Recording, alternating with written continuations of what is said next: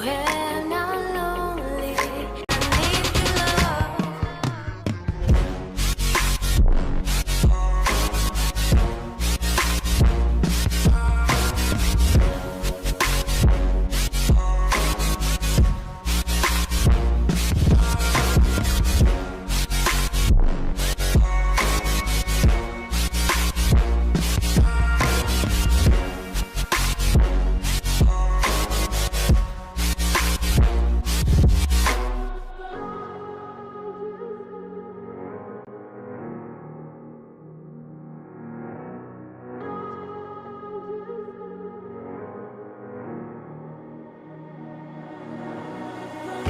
When I'm lonely in the dark, I know you are with me. Yeah. Don't you see that I need you so much? Don't you see that I love you so much? Oh na na na na, oh na na na na, darling, I need your love. Oh na na na na, oh na na na na, darling, I need your love.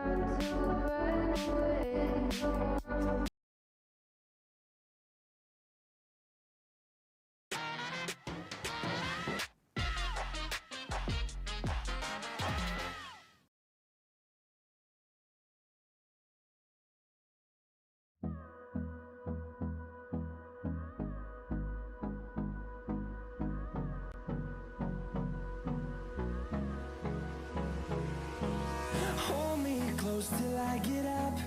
Time is barely on our side. I don't wanna waste what's left. The storms we chase are leading us, and love is all we'll ever trust. Yeah, no, I don't wanna waste what's left.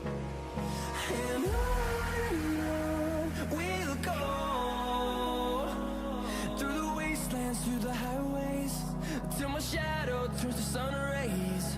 And on we'll go, through the wastelands, through the highways, and on we'll go.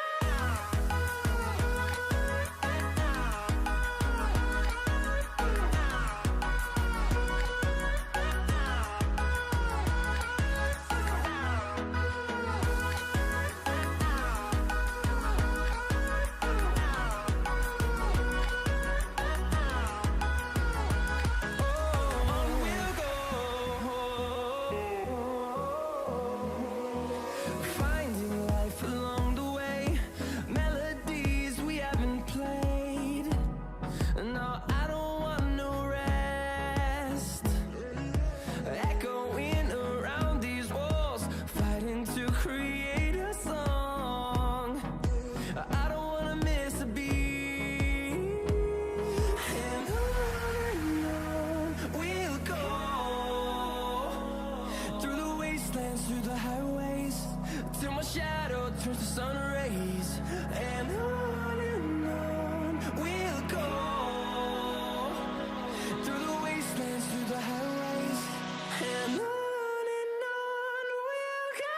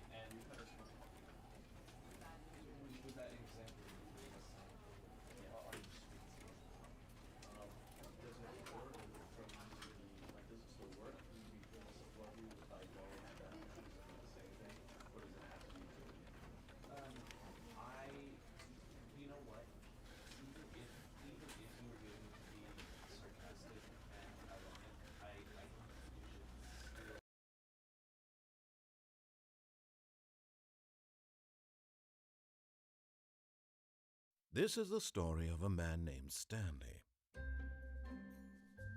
Stanley worked for a company in a big building where he was employee number 427. Employee number 427's job was simple. He sat at his desk in room 427 and he pushed buttons on a keyboard.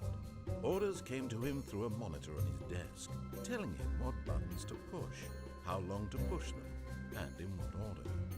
This is what employee 427 did every day of every month of every year. And although others might have considered it soul-rending, Stanley relished every moment that the orders came in, as though he had been made exactly for this job. And Stanley was happy. And then one day, something very peculiar happened. Something that would forever change Stanley. Something he would never quite forget. He had been at his desk for nearly an hour when he realized that not one single order had arrived on the monitor for him to follow. No one had showed up to give him instructions, call a meeting, or even say hi. Never in all his years at the company had this happened, this complete isolation. Something was very clearly wrong. Shocked, frozen solid, Stanley found himself unable to move for the longest time. But as he came to his wits and regained his senses, he got up from his desk and stepped out of his office.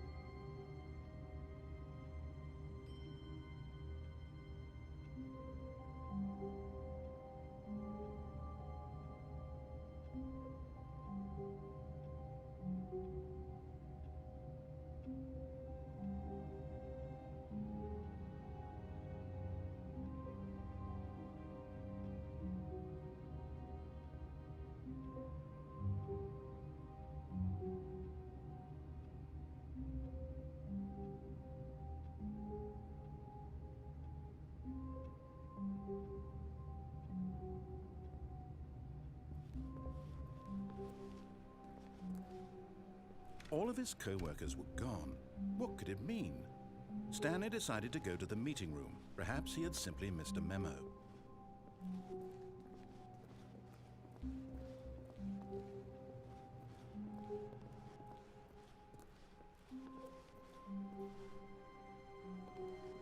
When Stanley came to a set of 2 open doors, he entered the door on his left. This was not the correct way to the meeting room, and Stanley knew it perfectly well. Perhaps he wanted to stop by the employee lounge first, just to admire it. Ah, yes, truly a room worth admiring. But eager to get back to business, Stanley took the first open door on his left. Stanley was so bad at following directions, it's incredible he wasn't fired years ago.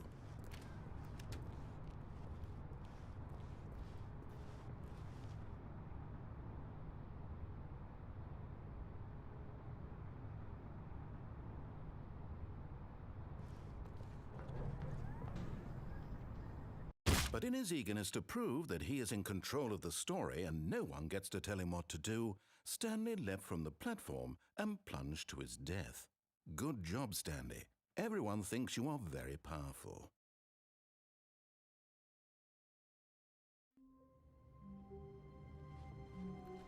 All of his co-workers were gone. What could it mean? Stanley decided to go to the meeting room. Perhaps he had simply missed a memo.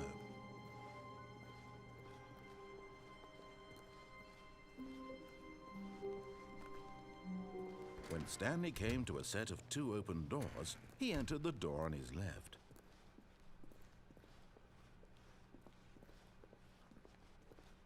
Yet there was not a single person here either. Feeling a wave of disbelief, Stanley decided to go up to his boss's office, hoping he might find an answer there.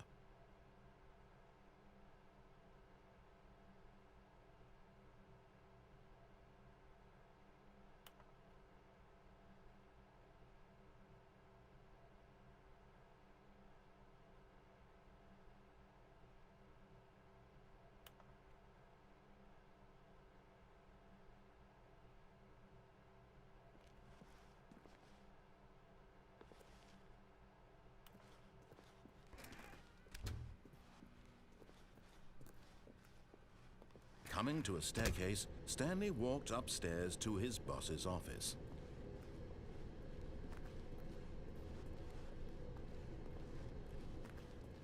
But Stanley just couldn't do it. He considered the possibility of facing his boss, admitting he had left his post during work hours. He might be fired for that. And in such a competitive economy, why had he taken that risk? All because he believed everyone had vanished? His boss would think he was crazy. And then something occurred to Stanley. Maybe, he thought to himself, maybe I am crazy. All of my co-workers blinking mysteriously out of existence in a single moment for no reason at all? None of it made any logical sense. And as Stanley pondered this, he began to make other strange observations. For example, why couldn't he see his feet when he looked down? Why did doors close automatically behind him wherever he went? And for that matter, these rooms were starting to look pretty familiar. Were they simply repeating? No, Stanley said to himself, this is all too strange. This can't be real. And at last, he came to the conclusion that had been on the tip of his tongue. He just hadn't found the words for it. "I'm dreaming!" he yelled. "This is all a dream." Oh, What a relief Stanley felt to have finally found an answer, an explanation. His co-workers weren't actually gone. He wasn't going to lose his job. He wasn't crazy after all. And he thought to himself, I suppose I'll wake up soon. I'll have to go back to my boring real-life job pushing buttons. I may as well enjoy this while I'm still lucid. So he imagined himself flying and began to gently float above the ground. Then he imagined himself soaring through space on a magical starfield, and it too appeared. It was so much fun, and Stanley marveled that he had still not woken up. How was he remaining so lucid?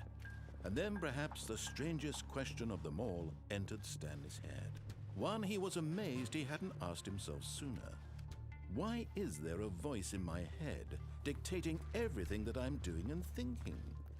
Now the voice was describing itself being considered by Stanley, who found it particularly strange.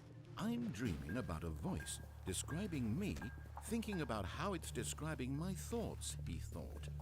And while he thought it all very odd and wondered if this voice spoke to all people in their dreams, the truth was that, of course, this was not a dream. How could it be? Was Stanley simply deceiving himself, believing that if he's asleep, he doesn't have to take responsibility for himself? Stanley is as awake right now as he's ever been in his life. Now, hearing the voice speak these words was quite a shock to Stanley. After all, he knew for certain, beyond a doubt, that this was in fact a dream. Did the voice not see him float and make the magical stars just a moment ago? How else would the voice explain all that? This voice was a part of himself too. Surely, if he could just... He would prove it. He would prove that he was in control, that this was a dream. So he closed his eyes gently, and he invited himself to wake up. He felt the cool weight of the blanket on his skin, the press of the mattress on his back, the fresh air of a world outside this one. Let me wake up, he thought to himself. I'm through with this dream. I wish it to be over. Let me go back to my job. Let me continue pushing the buttons. Please, it's all I want. I want my apartment and my wife and my job. All I want is my life exactly the way it's always been. My life is normal. I am normal. Everything will be fine. I am okay.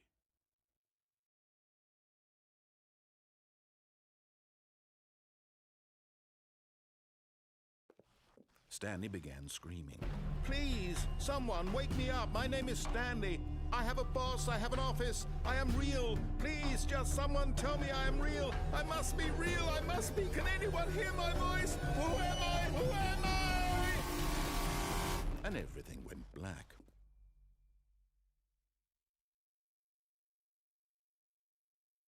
This is the story of a woman named Mariella. Mariella woke up on a day like any other. She arose, got dressed, gathered her belongings, and walked to her place of work. But on this particular day, her walk was interrupted by the body of a man who had stumbled through town talking and screaming to himself, and then collapsed dead on the sidewalk. And although she would soon turn to go call for an ambulance, for just a few brief moments, she considered the strange man. He was obviously crazy. This much she knew. Everyone knows what crazy people look like. And in that moment, she thought to herself how lucky she was to be normal. I am sane. I am in control of my mind. I know what is real and what isn't. It was comforting to think this, and in a certain way, seeing this man made her feel better. But then she remembered the meeting she had scheduled for that day, the very important people whose impressions of her would affect her career, and by extension, the rest of her life. She had no time for this, so it was only a moment that she stood there, staring down at the body. And then she turned and ran.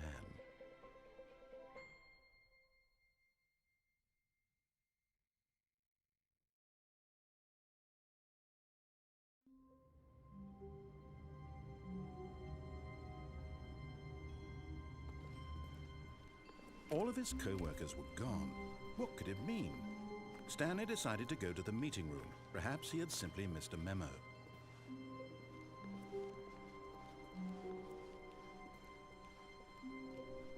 When Stanley came to a set of 2 open doors, he entered the door on his left.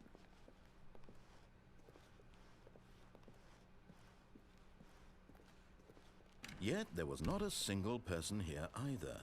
Feeling a wave of disbelief, Stanley decided to go up to his boss's office, hoping he might find... Coming to a staircase, Stanley walked upstairs to his boss's office.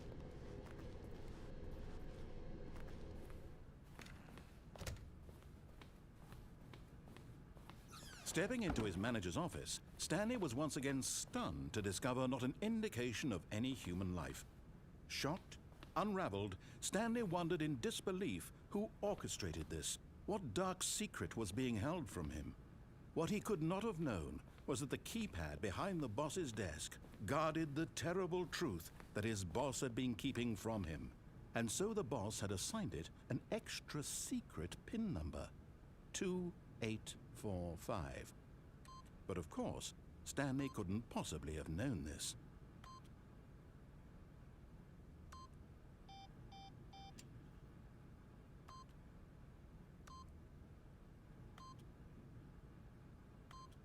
Yet incredibly, by simply pushing random buttons on the keypad, Stanley happened to input the correct code by sheer luck.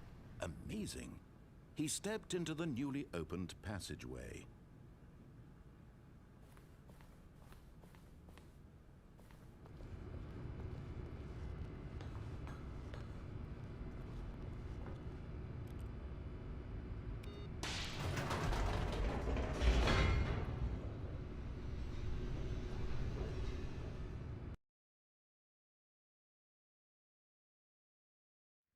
Descending deeper into the building, Stanley realized he felt a bit peculiar.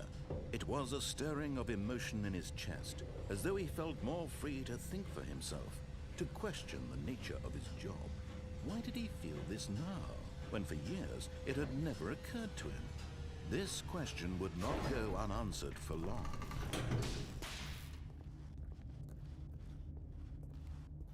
Stanley walked straight ahead through the large door that read Mind Control Facility.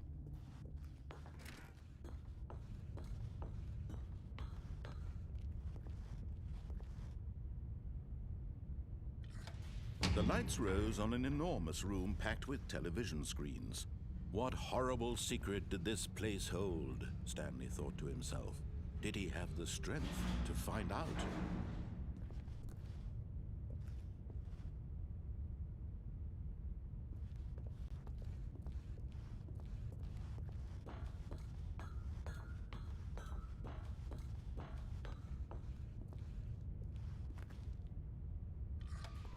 Now the monitors jumped to life, their true nature revealed. Each bore the number of an employee in the building, Stanley's co-workers.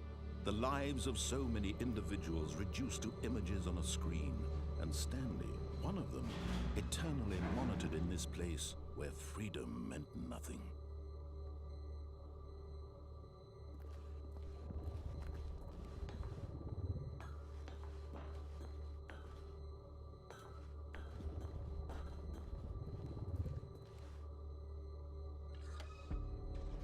This mind control facility, it was too horrible to believe. It couldn't be true. Had Stanley really been under someone's control all this time? Was this the only reason he was happy with his boring job? That his emotions had been manipulated to accept it blindly?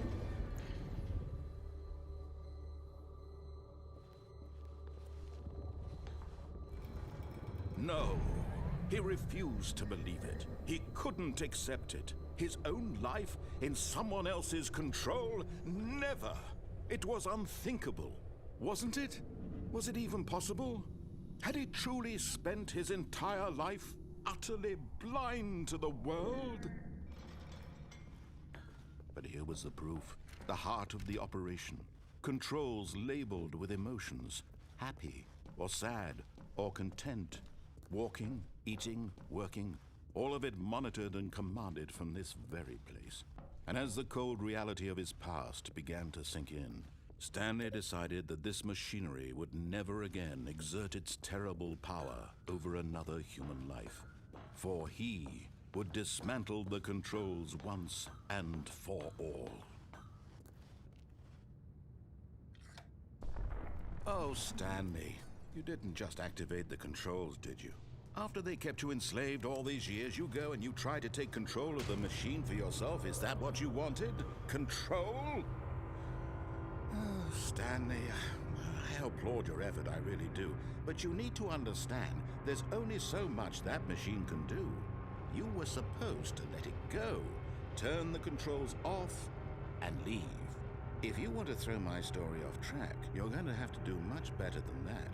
I'm afraid you don't have nearly the power you think you do. For example, and I believe you'll find this pertinent, Stanley suddenly realized he had just initiated the network's emergency detonation system.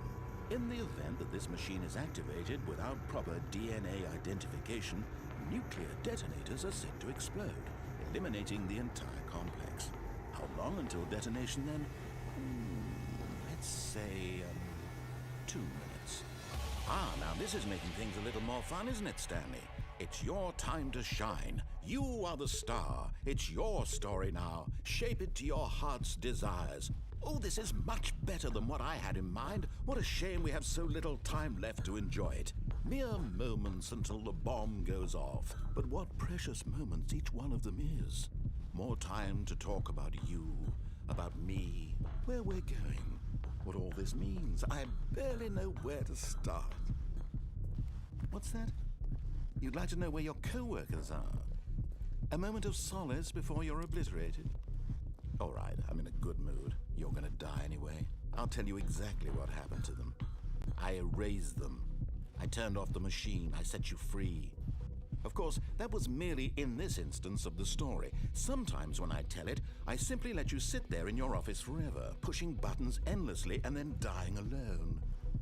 Other times, I let the office sink into the ground, swallowing everyone inside, or I let it burn to a crisp. I have to say this, though, this version of events has been rather amusing. Watching you try to make sense of everything and take back the control wrested away from you, it's quite rich. I almost hate to see it go. But I'm sure whatever I come up with on the next go-around will be even better. My goodness, only 34 seconds left. But I'm enjoying this so much. You know what? To hell with it. I'm going to put some extra time on the clock, why not? These are precious additional seconds, Stanley. Time doesn't grow on trees. Oh dear me, what's the matter, Stanley? Is it that you have no idea where you're going or what you're supposed to be doing right now?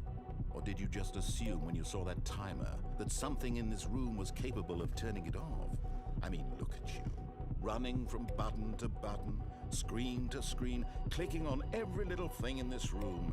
These numbered buttons, no, these colored ones, or maybe this big red button, or this door. Everything, anything, something here will save me. Why would you think that, Stanley? That this video game can be beaten? Won? Solved? Do you have any idea what your purpose in this place is? Stanley, you're in for quite a disappointment. But here's a spoiler for you. That timer isn't a catalyst to keep the action moving along. It's just seconds ticking away to your death. You're only still playing instead of watching a cutscene because I want to watch you for every moment that you're powerless. To see you made humble. This is not a challenge. It's a tragedy. You wanted to control this world, that's fine. But I'm going to destroy it first, so you can't. Take a look at the clock, Stanley. That's 30 seconds you have left to struggle. 30 seconds until a big boom and then nothing. No ending here, just you being blown to pieces. Will you cling desperately to your frail life, or will you let it go peacefully? Another choice. Make it count, or don't. It's all the same to me, all a part of the joke. And believe me, I will be laughing at every second of your inevitable life from the moment we fade in until the moment I say, happily ever after.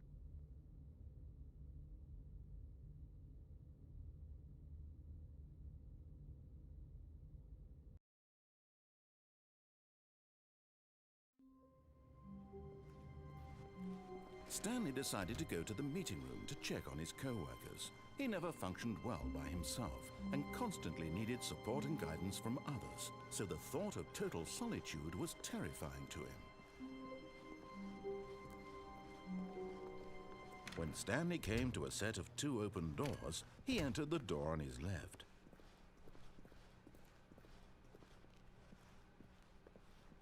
Yet there was not a single person here either. Feeling a wave of disbelief, Stanley decided to go up to his boss's office. Hoping he'd coming to a staircase, Stanley walked upstairs to his boss's office.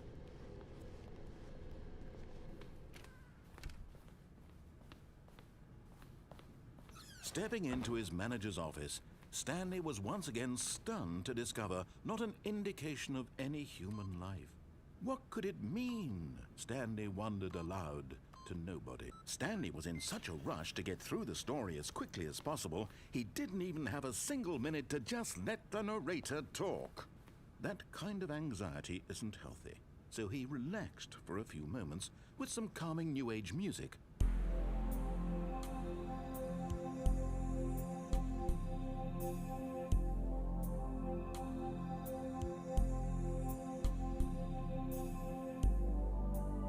Feeling soothed and rejuvenated, Stanley calmly walked forward into the opened passageway.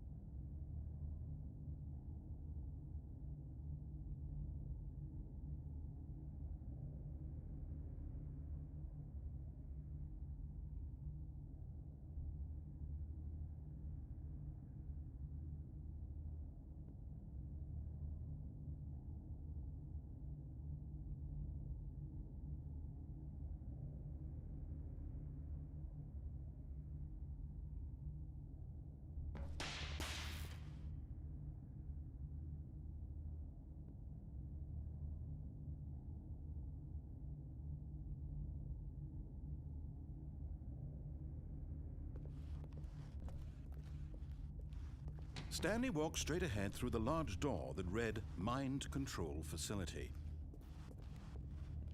Although this passageway had the word escape written on it, the truth was that at the end of this hall, Stanley would meet his violent death. The door behind him was not shut. Stanley still had every opportunity to turn around and get back on track. At this point, Stanley was making a conscious, concerted effort to walk forward and willingly confront his death.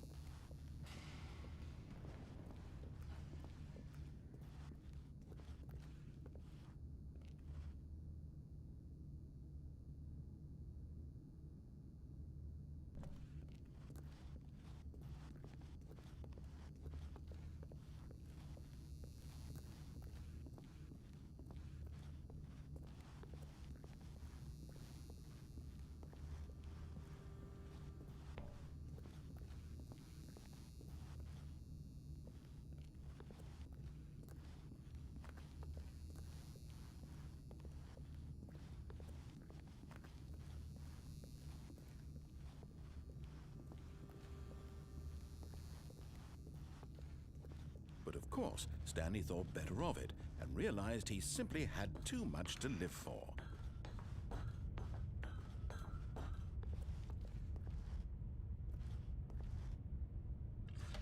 The lights rose on an enormous room packed with television screens. What horrible secret did this place hold? Stanley thought to himself. Did he have the strength to find out?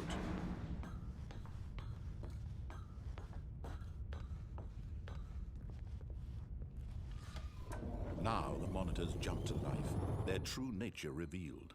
Each bore the number of an employee in the building, Stanley's co-workers. The lives of so many individuals reduced to images on a screen, and Stanley, one of them, eternally monitored in this place where freedom meant nothing.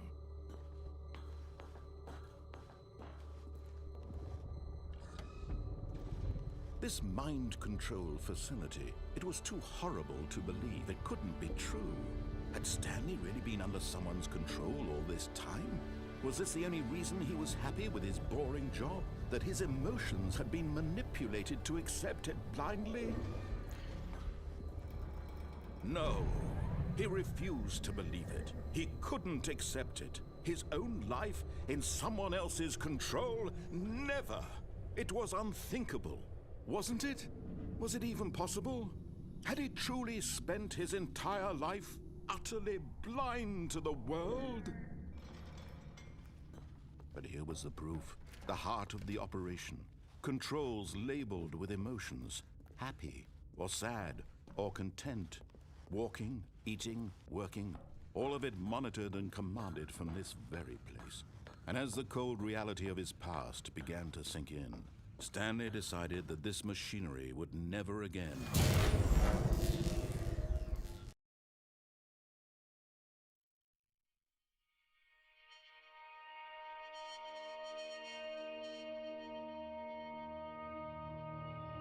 Blackness and a rising chill of uncertainty. Was it over?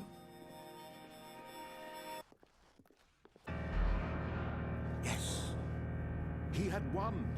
He had defeated the machine, unshackled himself from someone else's command. Freedom was mere moments away. And yet, even as the immense door slowly opened, Stanley reflected on how many puzzles still lay unsolved. Where had his co-workers gone?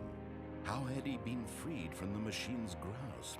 What other mysteries did this strange building hold? But as sunlight streamed into the chamber, he realized none of this mattered to him, for it was not knowledge or even power that he had been seeking, but happiness. Perhaps his goal had not been to understand, but to let go. No longer would anyone tell him where to go, what to do, or how to feel. Whatever life he lives, it will be his. And that was all he needed to know. It was perhaps the only thing worth knowing. Stanley stepped through the open door. Stanley felt the cool breeze upon his skin, the feeling of liberation, the immense possibility of the new path before him. This was exactly the way, right now, that things were meant to happen. And Stanley was happy.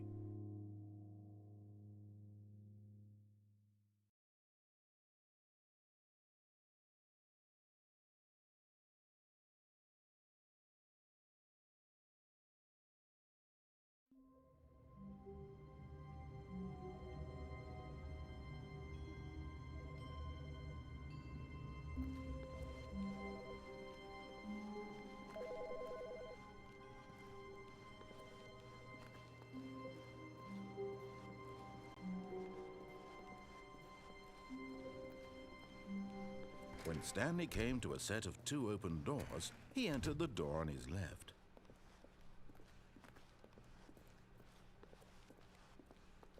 Yet there was not a single person here either. Feeling a wave of disbelief, Stanley decided to go up to his boss's office, hoping he might find an answer. Coming to a staircase, Stanley walked upstairs to his boss's office.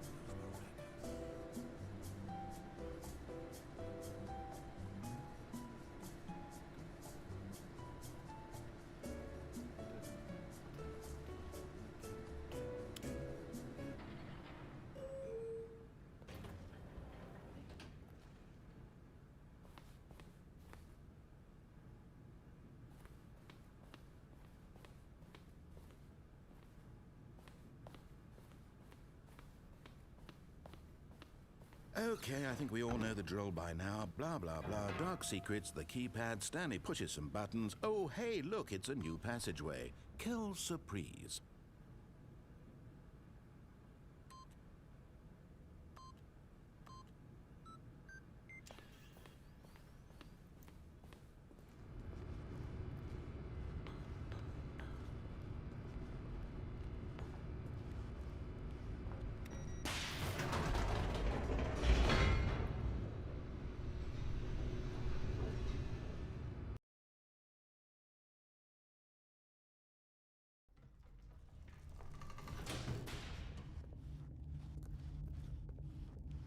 Stanley walked straight ahead through the large door that read Mind Control Facility. Although this passageway had the word escape written on it, the truth was that at the end of this hall, Stanley would meet his violent death.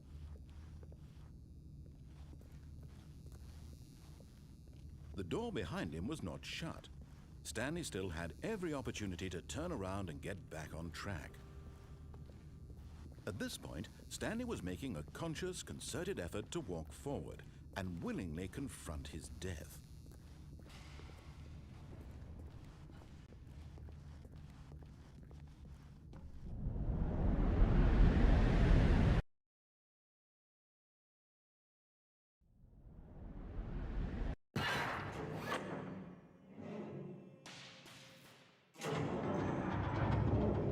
As the machine whirred into motion and Stanley was inched closer and closer to his demise, he reflected that his life had been of no consequence whatsoever. Stanley can't see the bigger picture. He doesn't know the real story, trapped forever in his narrow vision of what this world is. Perhaps his death was of no great loss, like plucking the eyeballs from a blind man. So he resigned and willingly accepted this violent end to his brief and shallow life. Farewell, Stanley.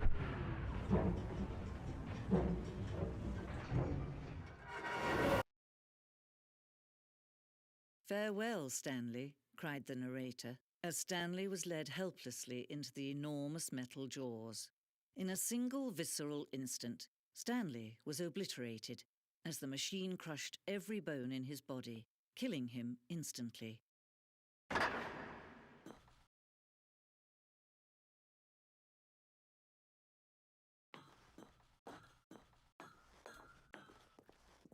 And yet it would be just a few minutes before Stanley would restart the game, back in his office, as alive as ever. What exactly did the narrator think he was going to accomplish? When every path you can walk has been created for you long in advance, death becomes meaningless, making life the same. Do you see now? Do you see that Stanley was already dead from the moment he hit start?